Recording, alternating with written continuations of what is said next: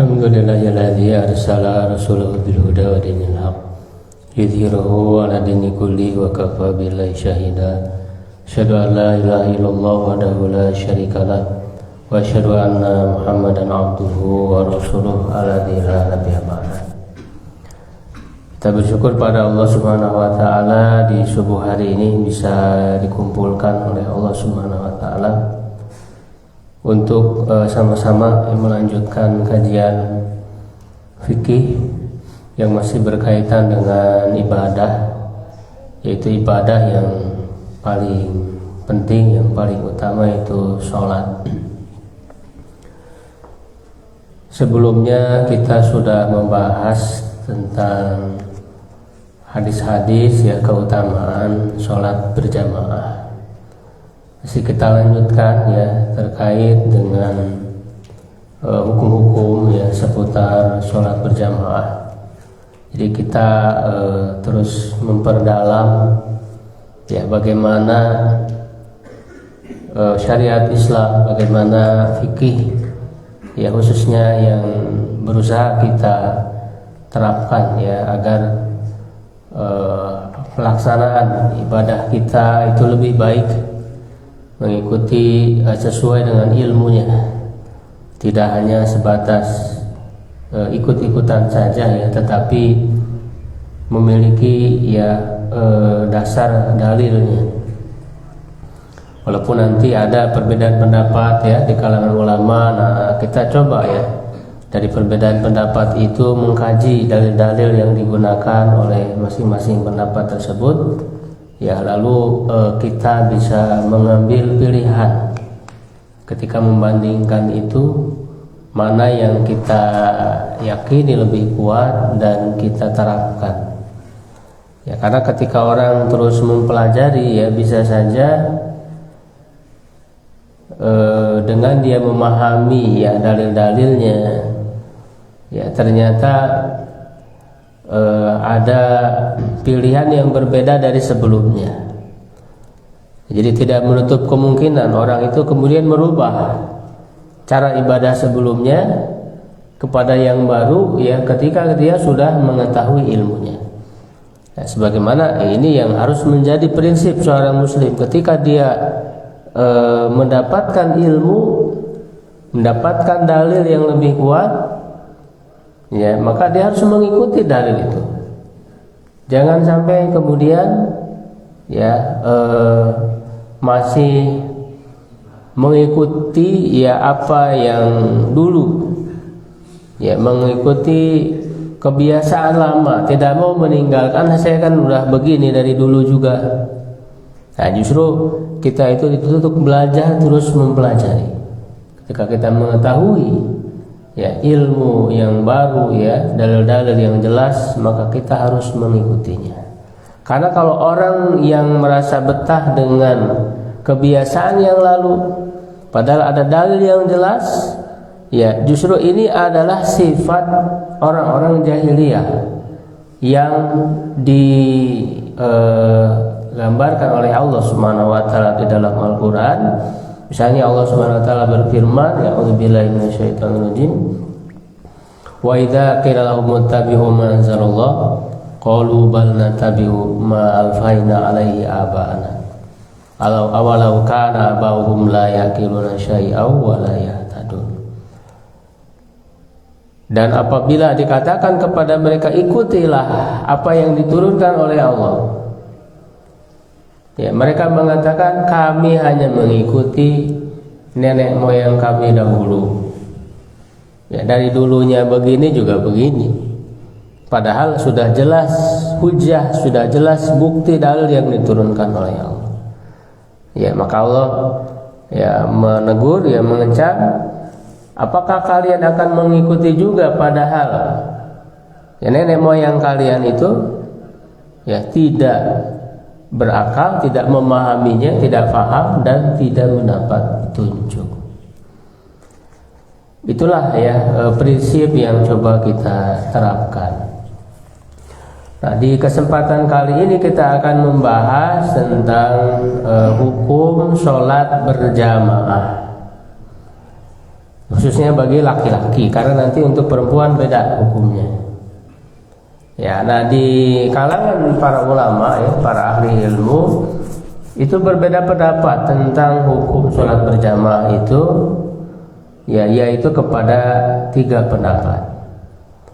Ya, pendapat pertama mengatakan fardu ain, artinya wajib bagi setiap individu untuk melaksanakan sholat berjamaah. Ya, berarti kalau fardu ain ya, orang melaksanakan sholat fardu ya sendiri ya di rumah, berarti dia berdosa ya, dan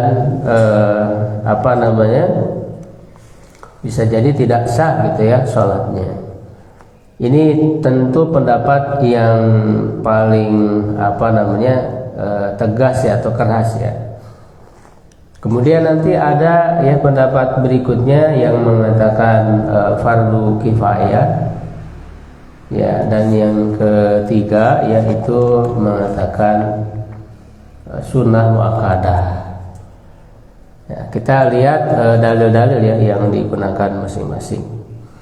Di antara ulama yang mengatakan bahwa sholat berjamaah itu hukumnya fardu ain, walaupun tentu ya dari ketiga pendapat ini bagi orang yang memiliki uzur ya dibolehkan, ya, baik itu sakit atau ada hal yang tidak bisa ditinggalkan. Ya, misalnya di rumah punya pasien ya yang tidak bisa ditinggalkan, atau seorang dokter yang tidak bisa meninggalkan pasiennya, itu uzur. Ya, dia tidak bisa mengikuti sholat berjamaah, atau punya pekerjaan-pekerjaan yang tidak bisa ditinggalkan. Kalau ditinggalkan itu misalnya akan berbahaya. Jadi kalau dalam keadaan uzur ya semuanya ya tentu membolehkan dari ketiga pendapat ini. Nah, yang mengatakan fardu ain ini yaitu diriwayatkan dari Ibnu Mas'ud ya, ini dari sahabat ya Abu Musa ya Al-Asy'ari. Kemudian dari kalangan tabi'innya ada Atha bin Abi Robah. Ya, kemudian ulama berikutnya tabi'ut tabi'in itu Al-Auza'i ya, Abu Thawr. Ya, kemudian juga dia adalah mazhab Ahmad, Imam Ahmad. Ya, juga Ibnu Hazm ya Al-Andalusi, wa huwa ikhtiyaru Syekhul Islam. Dan ini juga pilihan ya Syekhul Islam Ibnu Taimiyah. Ya, di samping ya atau terlepas dari perbedaan pendapat di antara mereka, hal hiya syurutun fi sihhati shalah aula. Jadi orang yang mengatakan fardu ain juga ada perbedaan. Apakah dia menjadi syarat sahnya sholat atau tidak? Ya, nah makanya nanti apakah yang sholat sendiri itu ya sah atau tidak? Kalau orang yang menilai bahwa sholat berjamaah itu adalah syarat sah sholat, berarti kalau sholat sendiri tidak sah. Bagi ulama yang menjadikannya syarat sah. Ya, tapi bagi yang tidak menjadikannya sebagai syarat sah, ya berarti tetap sah sholatnya, cuman berarti berdosa besar. Ya. Karena ini fardu ain. Nah, apa dalil-dalilnya? Ya, yang pertama firman Allah Taala ya di surat An-Nisa ayat 102. Ya, wa idza kunta fihim fa aqamta lahumus shalah. Apabila ya kamu berada bersama mereka, ya lalu kamu mendirikan bersama mereka sholat. Nah, ayat ini berkaitan dengan sholat khauf. Sholat khauf itu sholat ketika takut ya, ketika berhadapan dengan musuh, maka dia punya tata cara khusus. Dijelaskan ya secara langsung di surat An-Nisa itu. Penjelasan yang cukup panjang ya, tentang sholat khauf, dan di dalam hadis juga dijelaskan. Nah, di dalam kondisi ketika takut saja ya dari pendalilan ini, ya itu Allah memerintahkan untuk berjamaah. Ya, fa fi halil amni wa aula wa aukar wa akadu. Dan dalam kondisi aman ya tentu lebih utama lagi, lebih kuat lagi. Ya, kalau dalam kondisi takut saja Allah merintahkan untuk berjamaah, ya apalagi dalam kondisi aman seperti sekarang itu kita. Ya. Nah, ini yang pertama ya, dalil yang pertama. Kemudian yang kedua, walaupun nanti dalil ini juga sama karena ini sahih ya, nggak bisa ditolak dalilnya. Cuma nanti bagaimana dipahami, bagaimana didudukkan dalil-dalil ini gitu ya. Yang kedua, firman Allah Ta'ala di surat Al-Baqarah ayat 43 ya, yaitu warka'u ma'ar raki'in. Ya, atau secara lengkapnya kan aqimus shalah ya wa atuz zakah ya warka'u ma'ar raki'in. Dirikanlah salat, tunaikanlah zakat. Ya, walaupun itu dalam rangkaian perintah atau syariat kepada Bani Israel ya, tetapi juga berlaku ya untuk umat Nabi Muhammad SAW. Ya, dirikanlah salat, tunaikanlah zakat, dan rukulah bersama orang-orang yang ruku. Jadi ketika dikatakan rukulah bersama orang-orang yang ruku, nah itu berarti ada jamaah. Ya kan? Bersama orang-orang yang ruku artinya bersama-sama, berjamaah. Ya, maka dalam ayat itu ada perintah ya untuk berjamaah. Dan perintah secara asal itu menunjukkan wajib. Kemudian yang ketiga dalilnya itu hadis Abu Hurairah ya radhiyallahu anhu. Dan ini tentang Rasul yang memerintahkan untuk membakar ya rumah ya orang yang tidak mau sholat ke masjid berjamaah. Ya, Rasulullah SAW bersabda, "Walladzi nafsi biyadihi." Demi zat yang diriku berada di tangannya. Ya, maksudnya demi Allah. Di sini Nabi Muhammad Rasulullah SAW bersumpah demi Allah, demi zat yang diriku ada di tangannya. Laqad hamamtu an amura bihatabin. Ya, fayuhtabu ya. Summa amuru bis salati fayu'adzanu laha. Sungguh, bahkan di sini ada penegasan ya. Penegasannya double. Ada dua huruf taukid, laqad, benar-benar sungguh. Ya, aku berkeinginan untuk memerintahkan agar dibawakan kayu bakar. Ya, lalu kemudian dibawakan ya, disediakan kayu bakar, lalu kemudian aku memerintahkan sholat dan diazankan ya, dikumandangkan azan untuk sholat itu. Summa amuru rajulan, lalu aku perintahkan seorang laki-laki faya ummun nasa, lalu dia mengimami manusia. Summa ukhalifu ila rijalin fa uharriku alaihim buyutahum, lalu aku mendatangi orang-orang ya, yang tidak datang ke masjid itu, lalu aku membakar rumah-rumah mereka. Nah, ini kan ancaman yang cukup keras dari Rasulullah SAW. Ya, meminta untuk dikumpulkan kayu bakar, ya, lalu dibawa ke rumah-rumah orang yang tidak datang ke masjid untuk melaksanakan sholat berjamaah. Ya, lalu Rasul akan membakar rumah-rumah mereka. Ya, nah dengan adanya ancaman yang keras ini menunjukkan bahwa sholat berjamaah itu berarti fardu ain, jadi wajib.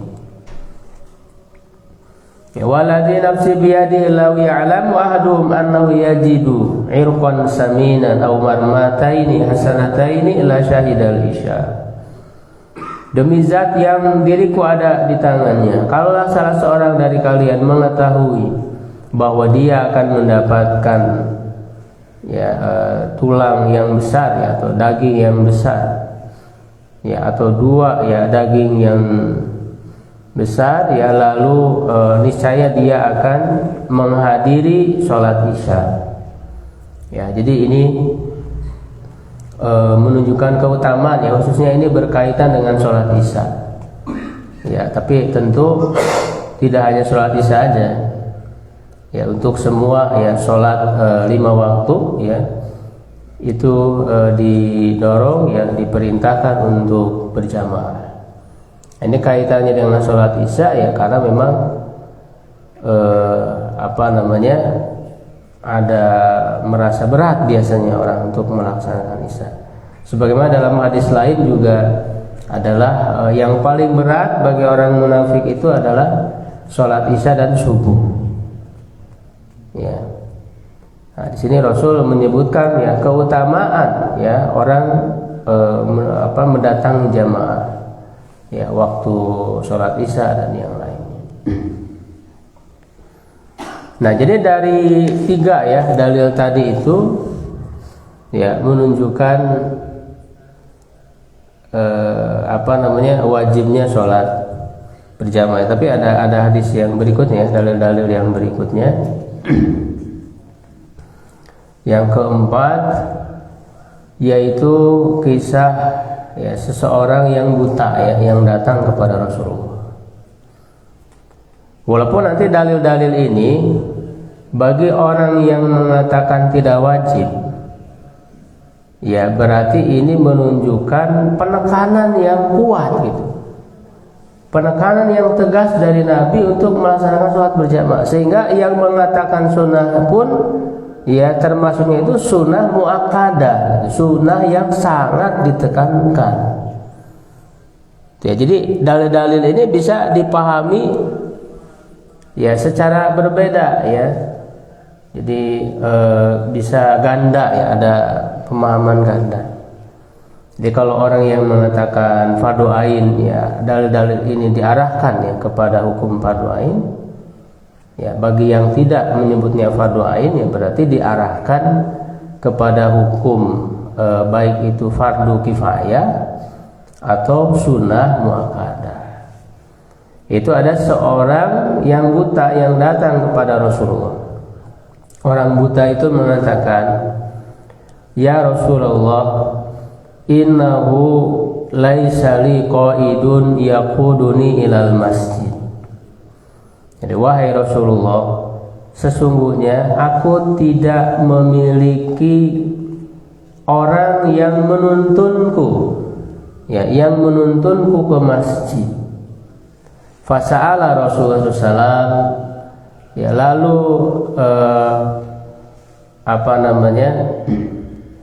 dia ya meminta ya kepada Rasulullah SAW an yurakhisalahu, untuk memberikan rukhsah keringanan kepadanya, fayusalli fil bait ya, agar dia sholat di rumah. Farakhasalahu, lalu Rasul ya awalnya memberikan rukhsah, memberikan keringanan, karena orang buta ini tidak ada yang menuntunnya ya. Tetapi falamma walla, ketika orang buta itu berpaling ya, artinya beranjak pergi, da'ahu, Rasul memanggil lagi. Faqala, lalu Rasul bertanya, hal tasma'un nida'a bis shalah ya, apakah kamu mendengar azan, mendengar panggilan untuk sholat? Faqala la, maka orang itu menjawab ya. Ya, faqala ajib ya, kalau begitu kata Rasul, maka penuhilah panggilan itu ya. Jadi awalnya Rasulullah SAW akan memberi keringanan ya, tetapi ya meralat lagi ya, meralat lagi ya, itu bertanya, selama kamu mendengar azan, maka ya azan itu artinya panggilan untuk sholat itu dipenuhi, artinya didatangi panggilan itu. Tetap kamu harus berusaha untuk datang ke masjid Nah, jadi orang yang buta saja ya tetap disuruh ya didorong untuk datang ke masjid, ya apalagi orang yang tidak buta. Ya. Ya, kemudian ya berikutnya hadis Malik bin Al-Huwairis, ya, dia berkata, sesungguhnya Rasulullah SAW ya bersabda ya kepada kami, ya, yaitu ketika aku datang kepada beliau bersama rombongan, ya, ini pernah menginap ya di tempat Rasulullah SAW itu. Dalam hadis lain ya disebutkan selama 20 hari. Jadi mereka mondok ya santri ya, menjadi santri yang mondok di kediaman Rasulullah SAW selama 20 hari untuk belajar tentang syariat Islam. Di antaranya belajar tentang sholat. Maka Rasul berkata kepada mereka ya ketika mereka hendak pulang itu, idza hadaratis sholat, apabila datang waktu sholat, falyu'adzin lakum ahadukum, ya maka azanlah salah seorang dari kalian, wal ya'ummakum akbarukum, ya, dan menjadi imamlah orang yang paling senior dari kalian. Ya, tentu paling senior itu terakhir, kriteria terakhir ya. Karena dalam hadis lain ya yang berhak ya, menjadi imam itu adalah yang paling bagus ya bacaannya. Dalam arti paling fasih, paling mungkin bacaannya, bukan bagus dari segi langgam. Ya, kalau bagus dari segi langgam tapi tajwidnya kacau, ya itu juga ya tidak boleh didahulukan. Jadi dari tajwidnya dulu ya benar ya bacaannya, banyak hafalannya, baru nanti kalau sama ya dilihat dari segi pemahaman terhadap fikihnya, yang paling paham ya, baru nanti yang kriteria paling akhir ya yang paling tua. Kalau dari segi bacaan sama, dari segi pemahaman terhadap ya khususnya fikih sholatnya sama gitu ya. Baru terakhir usia.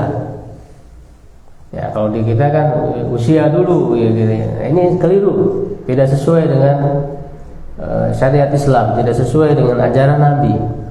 Dalam memilih imam itu yang paling tahu bukan usia. Karena banyak tuh di masjid-masjid itu memaksakan pokoknya yang lebih tua. Ya kan, walaupun bacaannya tidak jelas, banyak huruf-huruf yang hilang. Nah ini bahaya, ya bahaya. Jadi syariat Islam itu harus mengikuti kepada pelaksanaan ibadah, ya sholat itu harus mengikuti kepada syariat Islam. Jangan mengikuti kepada ego, ya ego karena dia yang paling tua, yang paling senior, ya gimana dia aja gitu, nggak boleh. Ya bahkan masjid itu nggak boleh gimana pengurus DKM, ya dengan seenaknya, nggak boleh. Karena masjid ini rumah Allah, ya rumah Allah, sehingga harus mengikuti syariat Allah. Ya DKM pengurus harus tunduk. Makanya perlu belajar orang-orang yang mengurus DKM, yang mengurus masjid. DKM itu harus belajar fikihnya, harus belajar syariat. Karena inilah yang menjadi acuan, yang menjadi panduan. Ya bagaimana mungkin yang mengurus DKM tapi ya nggak paham gitu syariat tentang sholat. Ya, karena dalam pelaksanaannya harus mengikuti ini. Ya, karena kalau orang misalnya membaca Al-Fatihah ya terus rusak bacaannya, membaca huruf-hurufnya tidak benar, itu padahal Al-Fatihah itu rukun, itu membuat tidak sah sholatnya. Ya, ketika huruf-hurufnya berubah, yang ain dibaca hamzah misalnya, ya panjang pendeknya tidak sesuai. Ya kemudian ketika membaca yang harusnya ada tasdid tidak ditasdid, itu bahaya. Misalnya iya karena abudu itu kan ada tasdidnya, Kalau orang membaca tidak dengan tasydid iyyaka na'budu, itu jadi berubah artinya. Iyyaka, hati-hatilah kamu. Iyyaka. Kan harusnya iyyaka, hanya kepada Engkau kamu beribadah. Ya kan? Nah, jadi itu akan berbahaya, berpengaruh kepada sah tidaknya sholat, karena Al-Fatihah itu rukun. Jadi nggak boleh sembarangan di dalam menentukan imam. Ya, bahkan kalau sebagai makmum itu dia bisa membaca Al-Fatihah yang benar, lalu misalnya imamnya tidak benar baca Al-Fatihahnya, ya itu menjadi tidak sah sholat makmum itu. Misalnya dia datang jadi makmum, imamnya nggak benar baca Al-Fatihahnya, ya maka makmum ya yang mampu membaca Al-Fatihah dengan benar, dia harus memisahkan diri dari imam tersebut. Ya, kecuali kalau misalnya orang udah nggak mampu lagi untuk memperbaiki bacaan, ya udah nggak bisa belajar lagi, misalnya sudah tua, ya nggak bisa belajar lagi, sudah segitu-gitunya, gitu ya, bacaannya itu. Nah, kalau kemudian orang yang sama gitu kemampuannya memang sama-sama tidak benar baca Al-Fatihahnya, lalu bermakmum kepada orang yang seperti itu juga, itu tetap sah karena memang kemampuannya segitu. Ya, tapi kalau orang yang mampu membaca Al-Fatihah dengan benar, lalu bermakmum kepada orang yang imam yang bacaannya tidak benar, itu tidak sah. Ya. Nah, makanya orang yang tidak atau belum benar ya bacaannya harus menjadi makmum saja, jangan jadi imam. Pilih yang bacaannya benar. Ya, terutama Al-Fatihah yang wajib, yang rukun. Ya, jadi dari hadis ini juga menunjukkan ya ada perintah ya untuk melaksanakan berjamaah. Ya, kemudian hadis lain Nabi SAW bersabda, tidaklah ya ada 3 orang di suatu kampung, ya di suatu desa, lalu kemudian tidak didirikan sholat pada mereka kecuali mereka akan diliputi, akan dikuasai oleh setan. Fa'alaika bil jamaah, maka hendaklah kamu ya melaksanakan secara berjamaah.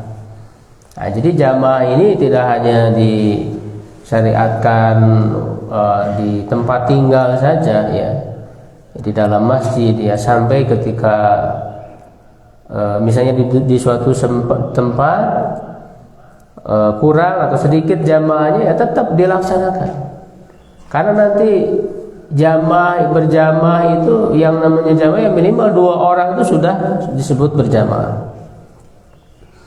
ya. Bahkan ketika di perjalanan pun itu disyariatkan untuk berjamaah kalau memang ya ada temannya untuk melaksanakan sholat. Jadi betul-betul ya ditekankan melaksanakan jamaah ini. Rasul di akhir mengatakan fa inna dzi'ba ya'kulul qasiyah, karena serigala itu akan memakan ya domba yang terlepas dari rombongannya. Jadi kalau orang sendiri ya memisahkan diri, nah itu menjadi makanan setan ya, menjadi mangsa ya atau incaran setan, seperti halnya serigala yang mengincar domba ya yang memisahkan diri. Ya, nah jadi hadis ini ya jelas ya dan tegas ya mendorong kepada jamaah. Nah, adapun pendapat lain ya, pendapat ulama lain ya mengatakan bukan sebagai fardu ain. Nah, yang mengatakan bukan fardu ain itu terbagi 2 tadi ya. Ada yang mengatakan fardu kifayah, ada yang mengatakan sunnah muakkadah. Kalau fardu kifayah itu artinya kalau sudah ada sebagian orang yang melaksanakan, maka yang lainnya gugur. Ya, tapi tentu yang mendapatkan pahala jamaahnya yang melakukan. Ya, kalau yang tidak melakukan ya dia tidak dapat. Nah, ini pendapat mayoritas ulama. Ya, yaitu ya diantaranya Abu Hanifah, ya Imam Malik, Imam Syafi'i dan sebagainya, mayoritas. Ya, apa yang kemudian ya menjadi dalil memalingkan dari fardu ain? Yaitu hadis yang menyebutkan ya, salatul jamaah tabdulu salatal fardhi bi 27 darajah. Salat berjamaah itu lebih utama daripada salat sendirian dengan pahala 27 derajat. Jadi ketika disebut lebih baik salat berjamaah lebih baik. Nah, lebih baik ini kalau disebut lebih baik berarti boleh salat sendirian. Hanya lebih baik, lebih besar pahalanya dengan melaksanakan berjamaah. Nah, jadi dari dalil ini menunjukkan berarti bukan fardu ain. Ya. Tapi tentu ya walaupun bukan fardu ain ya tidak berdosa, yaitu sangat rugi. Ya, sangat rugi ketika tidak menghadiri sholat berjamaah. Karena sangat jauh sekali pahalanya. Ya minimal 1 dibanding 27 derajat. Ya, orang yang melaksanakan sholat berjamaah. Ya, dan walaupun sunnah tadi ya sunnahnya muakkadah. Makanya Rasul bertekad berencana untuk membakar rumah-rumah itu. Walaupun pada kenyataannya itu tidak dilakukan oleh Nabi. Itu kan hanya ancaman. Ya, pada faktanya Rasul nggak pernah membakar rumah orang-orang itu. Ya kan, sebagai ancaman agar orang mau mendatangi sholat berjamaah. Itu ya. Nah itu beberapa dalil yang insya Allah cukup ya bagi kita. Ya, nah tinggalkan dari 3 pendapat itu. Paling minimal tadi sunnah muakkadah, artinya sangat ditekankan. Ya, bahkan karena sholat berjamaah itu menjadi syiar dari Islam. Ya, akan berdosa kalau tidak ada misalnya yang sama sekali datang ke masjid. Ya, udah dibangun masjid, ya bahkan orang sekarang kan bermegah-megahan dengan masjid. Ya kan? Ya, alhamdulillah di sini juga akan diperbagus lagi, diperbesar lagi. Ya, maka akan menjadi dosa ketika masjid itu sudah dibangun ya, tapi tidak diisi dengan pelaksanaan sholat berjamaah. Gitu ya. Ini sebagai ciri kiamat kata Rasul ketika orang itu berlomba-lomba mendirikan masjid ya, tapi tidak dimakmurkan. Dimakmurkan itu ya yang paling pertama adalah diisi dengan sholat berjamaah. Ya, maka tidak benar ya bagi seorang muslim kalau tidak ada dorongan untuk ke masjid. Jadi merasa enteng saja, tidak ada uzur ya untuk sholat sendiri di rumah. Ya, itu makanya nanti ada juga hadis yang menyebutkan engkau itu dianggap ya di sini dianggap sebagai seorang mukmin ya, seorang muslim ya, selama ya kamu itu memiliki semangat untuk mendatangi sholat berjamaah. Jadi seseorang ya bisa baik ya keislamannya ketika ya memiliki semangat ya antusias untuk mendatangi masjid. Berarti kalau orang yang tidak ada semangat, tidak ada niat gitu ya, merasa enteng, ya, tidak datang ke masjid tanpa ada uzur, nah berarti ini akan menjadi masalah di dalam keislamannya. Karena selain pahala, itu juga menjadi syiar ya, syiar itu kan sesuatu yang ditampakkan, ditonjolkan ya, agar masyarakat itu melihat.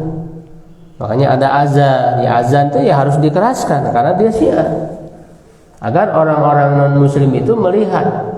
dan itu sebetulnya sebagai hujah ya bagi orang-orang non-muslim, karena mereka mendengar azan, menyaksikan orang-orang ya datang ke masjid melaksanakan sholat berjamaah. Bahkan nanti di Idul Fitri misalnya, itu kan sunnahnya di lapangan, di tempat terbuka. Kenapa? Karena sebagai syiar dilihat oleh orang-orang. Makanya orang-orang kafir itu akan bergetar melihat itu. Nah, itulah sebagai hujah dari Allah bagi orang-orang yang tidak beriman, bahwa mereka sudah menyaksikan sendiri, sudah menyaksikan secara langsung ibadah kepada Allah itu.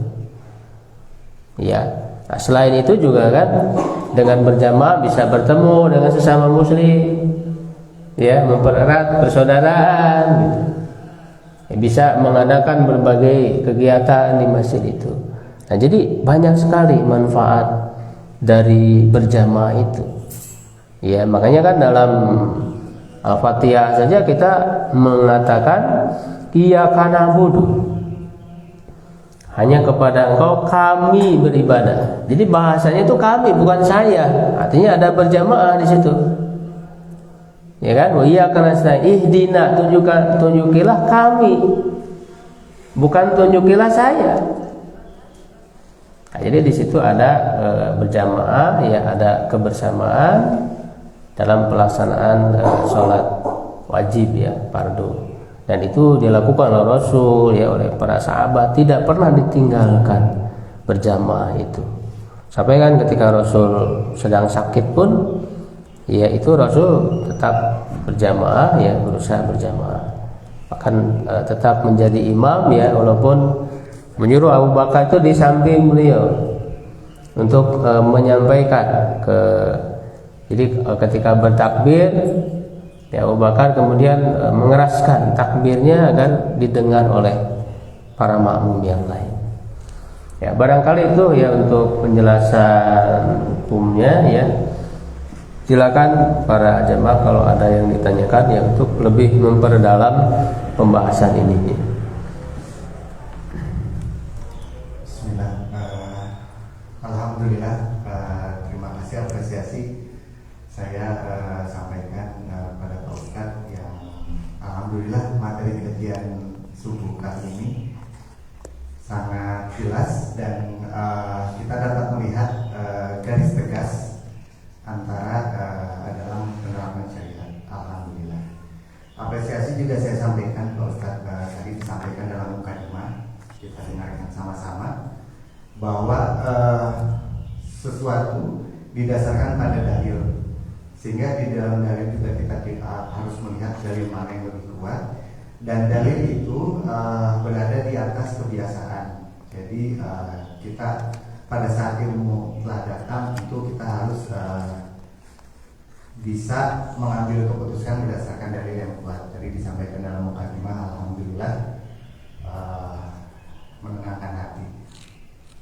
Nah, saya juga sampaikan apresiasi sebetulnya kepada DKM Masjid Mubarokah, di mana salah satu keputusannya alhamdulillah dalam beberapa malam tarawih kita sudah melaksanakan dengan format 443, di mana dalil itu cukup kuat disampaikan juga oleh Pak Ustadz pada khutbah tarawih yang pertama, di mana dalil 443 lebih kuat dan alhamdulillah bisa dilaksanakan di Al-Mubarokah.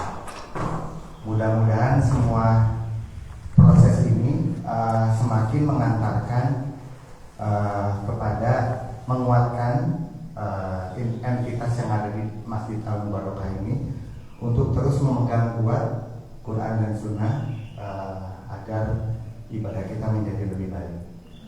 Nah, sekarang ada pertanyaan. Ada dua pertanyaan, sebetulnya ada banyak tapi dua yang ingin saya tanyakan. Yang pertama terkait tadi materi yang disampaikan tentang kriteria imam, sangat jelas disampaikan bagaimana kriteria seorang imam itu dan bagaimana tadi bacaannya juga harus tepat, terutama pada saat Al-Fatihah. Tentu ini menjadi kriteria yang utama. Nah, bisa ini Pak Ustadz di banyak masjid. Jadi kebanyakan pada saat sholat berjamaah itu imam itu memang tidak ditentukan gitu Pak Ustadz. Jadi seperti diserahkan kepada jamaah saja. Tentu ini juga ada banyak alasan yang mendasari. Salah satunya ada atau tidak ada imam yang maju pun dan sholat jamaah pasti akan jalan, pasti akan ada yang maju. Tentu itu akan dilakukan kan. Kita berangkat ke masjid untuk berjamaah karena kita ingin sholat gitu. Nah, tapi ada implikasi dari hal itu. Salah satu contoh saja, pada saat qomat sudah selesai dikumandangkan, pada akhirnya tidak ada yang mau maju, sehingga ada jeda cukup lama gitu. Yang mana saya belum pernah menemukan satu saja dalam sirah atau dalam kajian-kajian hal itu dilakukan di zaman Rasulullah. Tentu ini menjadi koreksi juga. Nah, pertanyaannya, kalau menurut pandangan saya, tolong dikoreksi kalau salah. Penentuan imam ini bukan kewajiban dari jamaah. Jadi jamaah tidak memiliki kewajiban untuk menentukan siapa imam. Tetapi kalau menurut pendapat saya, tolong dikoreksi kalau ada salah, kewajiban penentuan imam ini adalah dilakukan oleh penentu regulasi. Dalam hal ini tentu DKM. Nah, yang ingin saya tanyakan Prof, bagaimana tanggung jawab apabila regulasi itu tidak dilakukan? Padahal fenomena yang terjadi sudah sangat sering ditemui, di mana setelah selesai qomat itu tidak ada imam yang maju. Kalaupun ada imam yang maju, akhirnya ya sudahlah, daripada akhirnya urutan itu tuh hilang gitu Ustaz. Urutan karakter imam itu hilang. Pokoknya ya udahlah, pokoknya asal terlaksana saja. Nah, pertanyaannya, seberapa besar tanggung jawab penentu regulasi pada saat hal itu ditemukan tapi tidak juga dilaksanakan dengan misalkan inisiatif ditentukan imam? Itu pertanyaan pertama. Pertanyaan kedua, ini terkait juga dalam sholat berjamaah. Jadi pada saat sholat berjamaah ada beberapa hal yang ya kalau saya menyebutnya mungkin menjawab imam gitu ya, mungkin. Tapi apa namanya itu adalah, kan kalau kita sholat kita harus mengikuti Rasulullah. Pada saat kita imam membaca Al-Fatihah selesai walad-dolin, maka makmum membaca amin bersama-sama. Yang pertama. Terus yang kedua, pada saat imam bangkit dari ruku ke i'tidal, imam membaca Sami Allahu liman hamidah, maka makmum tidak perlu membaca Sami Allahu liman hamidah kembali, tapi melanjutkan dengan Rabbana lakal hamd. Seperti itu. Nah, pertanyaannya, karena ini sering saya temui dalam berbagai sering sholat jamaah, pada saat imam membaca surat Al-A'la, pada surat Al-A'la di ayat terakhir ada suhu Ibrahim Musa. Nah, pada saat surat Musa itu makmum banyak yang membaca alaihi salam. Nah, maksud saya yang saya ingin tanyakan, apakah membaca alaihi salam ini kedudukannya sama seperti membaca amin dan Rabbana lakal hamd? Dan apakah apabila dibaca oleh makmum mempengaruhi keabsahan sholat makmum? Bagaimana pendapatnya? Baik. Yang pertama tentang penunjukan imam, ya, memang ini salah satu tugas atau amanah yang dibebankan ya kepada pengurus masjid. Makanya menjadi pengurus ya, menjadi DKM itu tidak mudah, tidak sembarangan. Ini amanah yang besar dari Allah. Ya kan? Makanya di dalam Quran secara khusus ya dibahas, innama ya'muru masajid Allah, sungguhnya yang memakmurkan. Makanya disebut takmir. Takmir kan dari situ. takmir masjid. Ya kan, dewan kemakmuran masjid itu. Ya'muru, ya artinya memakmurkan masjid. Itu adalah orang-orang yang beriman kepada Allah, yang mendirikan sholat, yang tidak takut kecuali kepada Allah. La yakhshawna illallah. Itu di surat Taubah ya, kalau tidak salah, itu perlu dibaca secara khusus. Jadi ya DKM itu yang mendirikan sholat. Ya bagaimana mungkin jadi DKM tapi taraka masjid gitu. Jadi DKM tapi tidak mendirikan sholat, itu kan tidak sesuai dengan ayat itu. Ya, dan tidak takut kecuali kepada Allah. Jangan ada kepentingan-kepentingan lain. Ya, dia hanya mengikuti syariat Allah saja yang menjadi DKM itu. Ya kan? Jangan sampai nanti ada kepentingan politik dan sebagainya. Itu harus dihindarkan. Betul-betul hanya kepada Allah saja, tidak takut kepada yang lain, tidak mengikuti kepentingan-kepentingan manusia. Ya, dalam penentuan iman pun tadi ya harus mengikuti ya sesuai dengan syariatnya. Nah, makanya ya harus ditentukan gitu ya, di setiap sholat itu siapa yang menjadi imamnya. Bahkan kan bisa ditunjuk ada beberapa orang yang layak ya untuk jadi imam. Misalnya ya kalau tidak ada yang ini nanti bisa yang ini. Jadi ada alternatif. Jadi nggak siapa aja. Ya, nah orang yang sudah dikasih tahu yang ditunjuk itu yang untuk menjadi imam ya, maka ya dialah yang berhak. Ya, yang bertanggung jawab gitu ya untuk menjadi imam. Nah, kecuali mungkin kalau yang ditunjuk itu pada nggak ada semua gitu ya. Ya itu bisa ya, jamaah ya, untuk memilih ya siapa yang berhak untuk menjadi imam. Ya, dan kalau orang memang dia itu layak ya untuk menjadi imam ya, dari segi bacaan, dari segi faham tentang fikih sholatnya, ya dia ya boleh gitu ya maju gitu ya. Ya boleh untuk mengangkat diri menjadi imam kalau memang dia merasa berhak. Ketika dilihat yang lain kayaknya ya belum gitu ya, belum mumpuni gitu. Jadi jangan ragu juga kalau memang seseorang sudah mempunyai kelayakan untuk jadi imam, ya dia maju untuk jadi imam. Daripada nanti dia malah mendorong yang lain padahal yang lain tidak layak. Ya kadang-kadang kan saling mendorong yang lain gitu, saling jorokeun gitu ya. Mangga gitu. Ya jadi tetap ya harus melihat mana yang layak, yang lebih layak. Ya jangan sampai ya seakan-akan misalnya bersikap tawadu gitu ya, mendorong orang. Padahal misalnya orang itu tidak layak. Itu bahaya, bisa berdosa kalau kita menjadikan seseorang imam padahal dia belum layak untuk jadi imam. Jadi harus hati-hati dalam masalah imam ini, karena akan berpengaruh tadi ya kepada semua jamaah. Ya, terutama memang di sholat-sholat yang jahar ya, yang dijaharkan bacaannya. Ya, adapun di sholat sir ya kan masing-masing ya baca Al-Fatihahnya. Nah, itu masih bisa ya, masih mending lah, bisa ditolerir kalau dalam sholat yang sir gitu. Ya karena tidak dikeraskan. Ya kemudian yang kedua ya,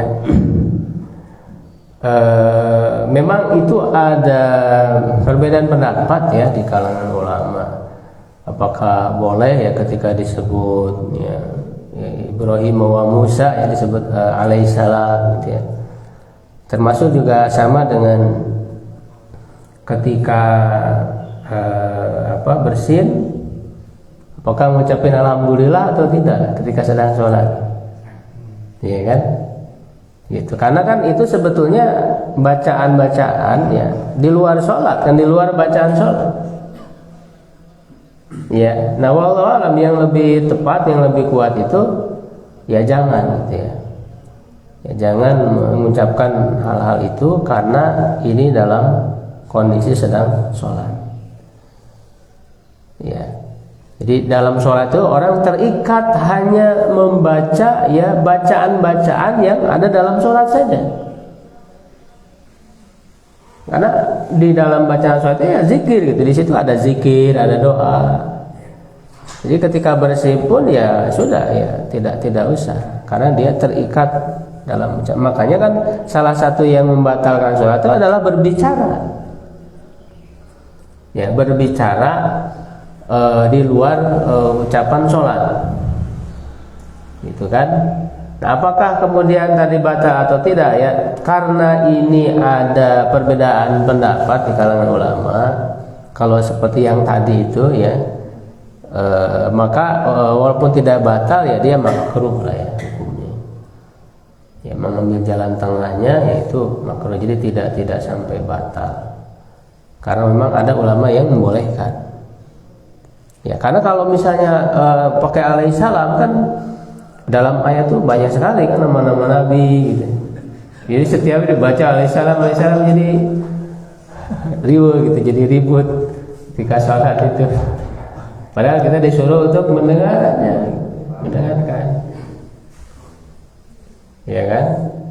Ketika kan dalam ayat itu banyak yang berbicara kepada Nabi, ini menyebut Nabi Muhammad SAW. Ya, apakah semuanya kita Shallallahu Alaihi Wasallam gitu terus bersolawat kepada Nabi? Kan tidak ada secara jelas ya yang menyebutkan seperti itu dalam hadis-hadis Rasulullah SAW. Ya, jadi sebaiknya tidak usah ya. Ketika Sufi Ibrahim Musa udah kita lagi sholat, ya usah baca alaihissalam. Ya atau misalnya ada nama-nama lain, jadi rahimahullah, ya, itu semua jadi ya tidak tepat ininya momennya, waktunya gitu ya. Silakan kalau masih ada. Di medsos. Bismillah, Ustaz, mohon izin bertanya. Apabila karena ada keperluan sehingga tidak mengikuti sholat berjamaah di masjid, bolehkah sholat sendiri di rumah ataukah tetap harus ke masjid meskipun sholat sendiri? Ya itu kan kalau ada keperluan yang ini itu termasuk uzur ya, insyaallah. Ya baru datang ya dari perjalanan ataupun ya ada keperluan yang tidak bisa ditinggalkan. Tapi memang setiap orang ya perlu berusaha ya semaksimal mungkin. Itu ya. Nah, apakah tetap ke masjid ya itu ya dipersilakan saja ya, dia mau datang ke masjid, misalnya sholat sendiri di masjid ya ataupun di rumah ya insyaallah itu hal yang dibolehkan. Kalau memang sudah terlewat ya di dalam berjamaah. Nah, itu juga perlu diketahui bahwa ketika selesai berjamaah itu kan boleh membuat jamaah lagi gitu. Jadi misalnya sudah terlambat, sudah selesai ya, ada beberapa orang itu sama hukumnya lebih baik berjamaah, pahalanya lebih besar walaupun bukan jamaah yang pertama gitu. Buat jamaah berikutnya terus ya, selama masih ya ada waktu ya, di waktunya bisa dilaksanakan secara berjamaah. Termasuk juga ya yang lebih kuat ya, ketika bagi yang masbuk ya itu boleh untuk membentuk jamaah lagi. Jadi yang masbuk gitu ya, biasanya kan di kebanyakan tempat setelah yang masbuk itu masing-masing. Padahal orang-orang yang masbuk itu ada beberapa orang, nah itu bisa membentuk jamaah lagi bagi yang masbuk itu. Karena kembali ke hukum asal sholat berjamaah itu lebih baik. Nah dia berlaku baik bagi jamaah pertama atau bagi jamaah yang masbuk atau bagi jamaah yang ketinggalan secara seluruhnya gitu, mulai lagi dari awal, itu berlaku semuanya. Lalu bagaimana itu berarti kan pindah niat. Saya yang tadinya makmum dia berpindah niat jadi imam. Nah itu tidak masalah, boleh. Ya, berpindah niat dari segi hal-hal yang melengkapi sholat itu boleh. Yang tidak boleh itu niat utamanya. Misalnya niat utama dia sholat zuhur, pindah di tengah-tengah, pindah jadi sholat asar, nah, itu nggak boleh. Ya karena itu niat utama, ya kan? Nah kalau niat bukan utama, itu niat pelengkap seperti dia itu jadi imam, jadi makmum, itu boleh berpindah. Sama ketika misalnya imam batal, ya lagi sholat, di tengah-tengah sholat imam batal, dia kan harus keluar, harus membatalkan. Karena siapa yang menggantikan? Nah orang yang di belakang imam itu kan maju, itu namanya istikhlaf dalam bahasa fikihnya, menggantikan imam. Nah ketika orang menggantikan imam berarti kan berubah niat. Tadinya dia jadi makmum, sekarang berubah jadi imam. Jadi tidak masalah orang berubah niat antara makmum dan imam. Begitu juga ketika masbuk. Ketika masbuk itu cukup banyak misalnya, nah maka mengangkat ya ada yang menjadi imam. Ya, baik itu dengan misalnya makmumnya mundur, ya ataupun maju imamnya. Nah, berarti kan merubah niat, tadinya dia jadi makmum, kemudian berubah jadi imam. Nah itu nggak masalah. Ya, cuman di kebanyakan masjid ini belum terbiasa. Jadi masbuk itu biasanya sendiri-sendiri masing-masing. Padahal kalau mau dibuat berjamaah itu lebih bagus. Jadi yang masbuk itu membentuk lagi jamaah. Ya kan, ada seorang yang jadi imam, baik maju ataupun makmumnya mundur. Pas mundur mundur semua. Jadi yang jadi imamnya enggak ada. Nah ini juga perlu dipahami ya, kan nanti khususnya mungkin di masjid ini bisa diamalkan ya, pelaksanaan itu jadi nggak aneh lagi, nggak bingung lagi. Ketika masbuk itu boleh untuk membentuk jamaah lagi gitu. Walaupun misalnya yang jadi imam itu berarti yang paling lebih dulu gitu. Misalnya dia tinggal satu rakaat lagi, nanti kan makmum bangun lagi, bentuk lagi jamaah. Gitu kan terus, sehingga misalnya ada seseorang setiap rakaat itu dia tahiyat akhir terus, ya nggak masalah. Tahiyat akhir terus gitu setiap rakaat nggak masalah. Tapi dia mendapat pahala berjamaah tadi itu yang lebih baik daripada sholat sendiri. Ya begitu. Ada yang lagi di media sosial. Bismillah, apakah dalil formasi tarawih tentunya 4-3 itu untuk sholat witir? Ada ustadz yang mengatakan Nabi hanya melaksanakan 20 formasi, 22 sebanyak 10 kali. Perlu dijelaskan buat mustami. Ya, berkaitan dengan sholat malam, itu kan hadis Aisyah jelas. Ya, Rasul itu tidak lebih melaksanakan sholat malam baik di Ramadan atau di luar Ramadan ya dari 11 rakaat. Jadi 11 rakaat itu sholat malam, sholatul lail, tarawih ya istilahnya, atau qiyam Ramadan kalau di Ramadan.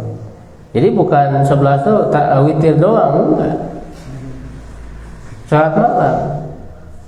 Ya, bagaimana formasinya kan jelas. Aisyah mengatakan yusolli arba'an, sholat 4 rakaat.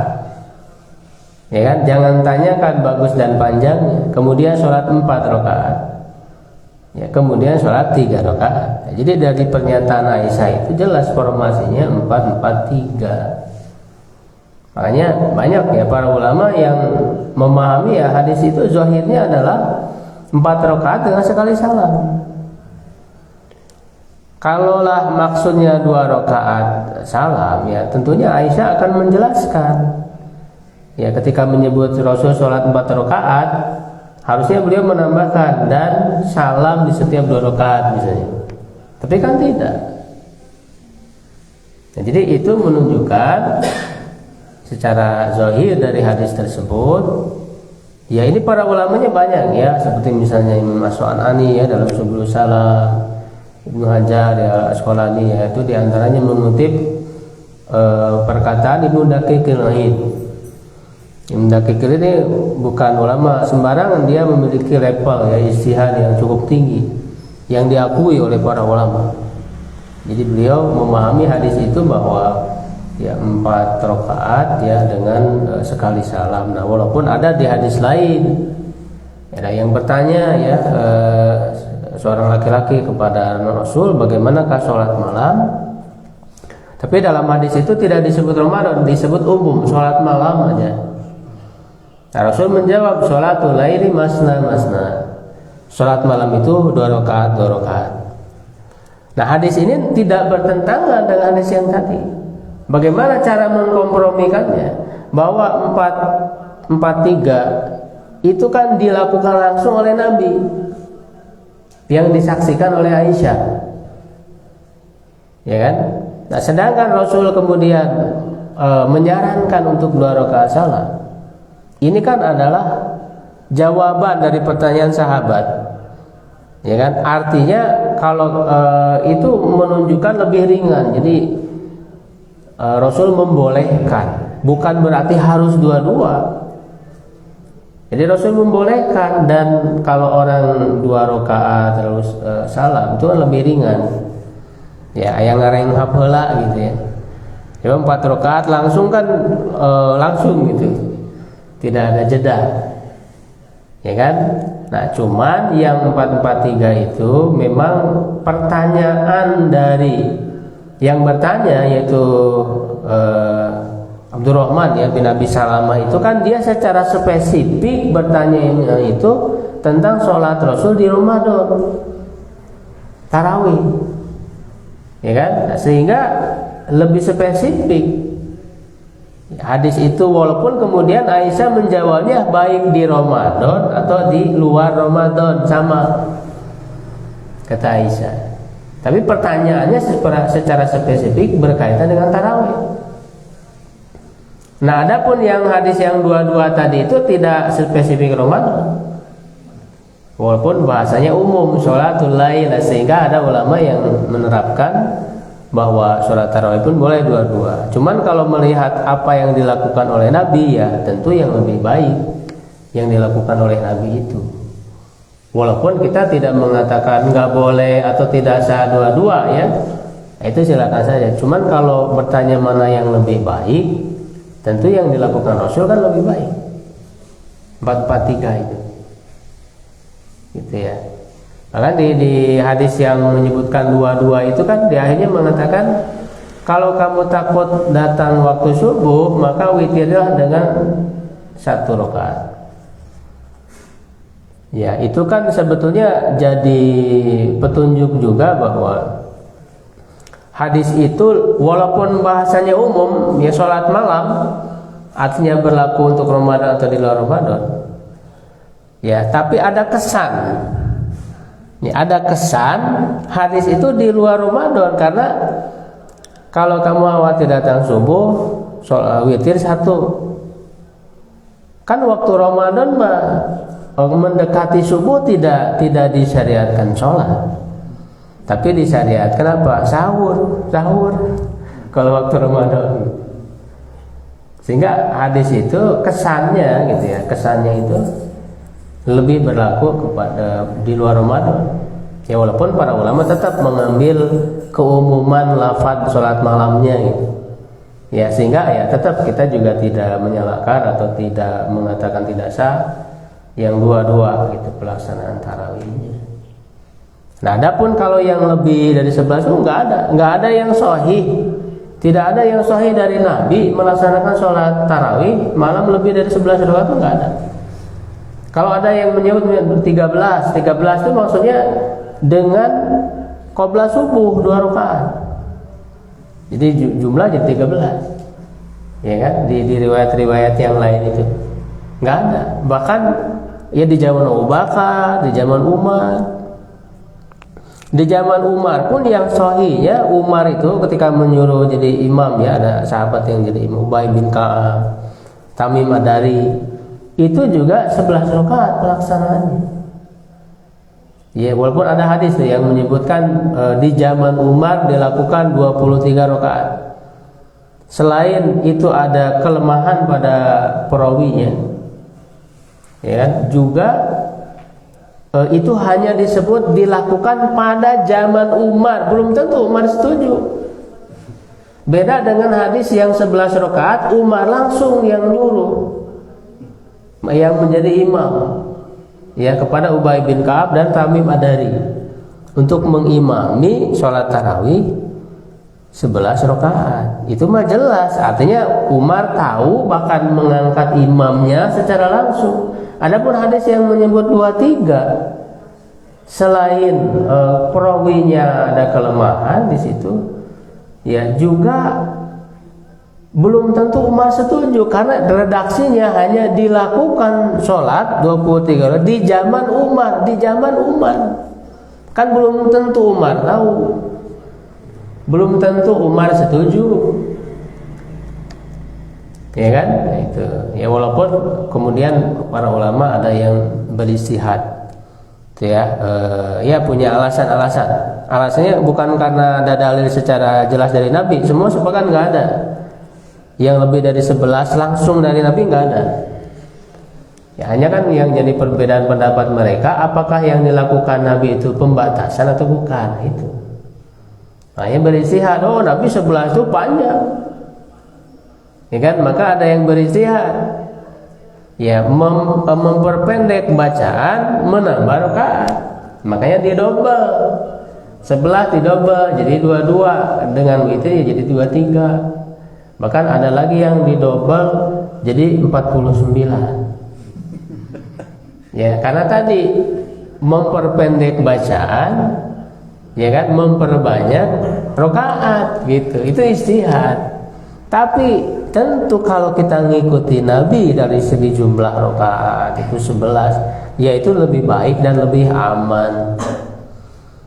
Ya, dan itu juga banyak para ulamanya, karena ada orang yang mengatakan siapa, nggak ada ulama yang 11. Padahal kalau kita mau jujur banyak para ulama.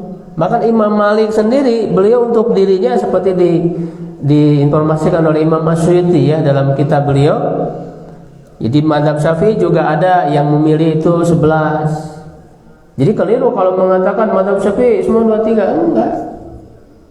Ada juga Imam Suyuti dalam kitabnya yang secara khusus membahas tentang sholat tarawih, ya kan? Bahkan Imam Malik untuk dirinya mengamalkan 11 rakaat.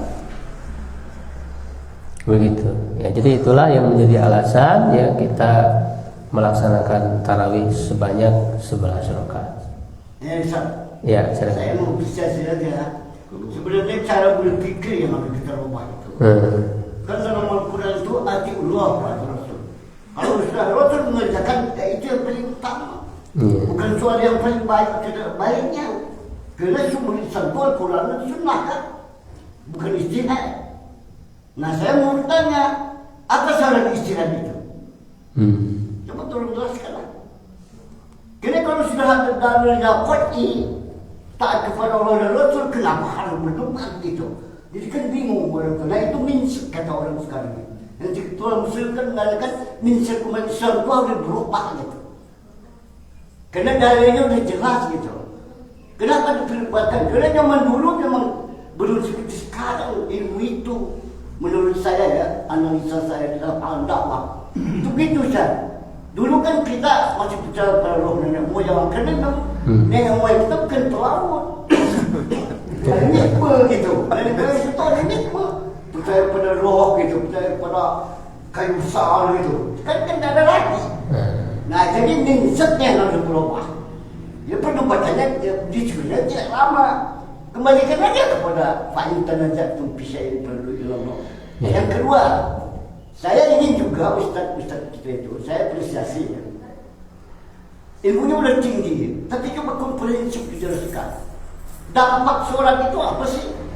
Imam aja saya lihat dengan makmum itu di sini masih banyak orang yang mendahului imam. Belum Allahu Akbar dia sudah bergerak. Ada yang bareng gitu, tapi sudah banyak di sini yang tidak gitu. Jadi sudah bersyukur saya. Ya kan, apa itu benar? Itu sholat berjemaah dapat pahala 27 derajat. Kalau Allah Akbar, Allah Pak, Atib itu Ustaz Atib, dia sudah bergerak. Bukan nunggu itu baru itu. Kan ada koilah-koilahnya gitu. Tolonglah itu dikembangkan kepada komprehensif gitu. Sehingga mindsetnya berubah gitu. Jangan bingung-bingung lah. Al-Quran itu jelas tunjuk Furqan berbeda. Terima kasih. Iya. Ya itu penegasan saja ya. Jadi kita lebih mengikuti apa yang jelas ya dari Nabi, walaupun ya ada perbedaan pendapat ulama yang namanya fikih gitu ya. Tapi kita berusaha mengikuti mana yang lebih jelas, mana yang lebih kuat. Gitu ya, karena kita akan melakukan yang terbaik dalam ibadah itu. Ya dengan atas dasar ilmu, bukan hanya sebatas ikut-ikutan. Kita pahami ilmunya dengan benar. Ya, kemudian tadi ya dalam sholat berjamaah ya tentu tidak boleh ya mendahului ya, menyamai aja nggak boleh ya, apalagi mendahului gitu ya. Ini yang perlu diperhatikan. Bahkan kan Rasul mengancam, apakah kamu mau nanti dirubah ya kepala kamu jadi keledai di hari kiamat itu kamu mendahului imam atau menyamai imam. Itu ada hadisnya. Ya. Barangkali itu ya untuk kajian kali ini mudah-mudahan bermanfaat. Qul qouli hadza astaghfirullah li wa lakum. Assalamualaikum warahmatullahi wabarakatuh.